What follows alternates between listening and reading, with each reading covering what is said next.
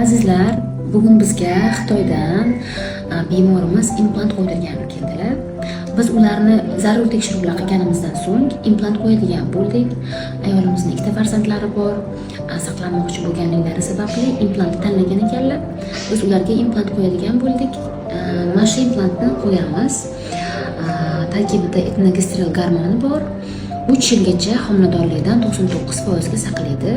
Hozirgi videoda implant qo'yish ketma-ketligini sizlarga ko'rsatib beraman.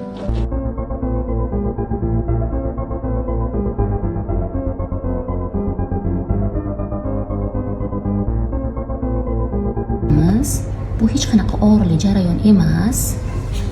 Og'riqli bo'lmaydi. Oxirigacha kirganimizdan so'ng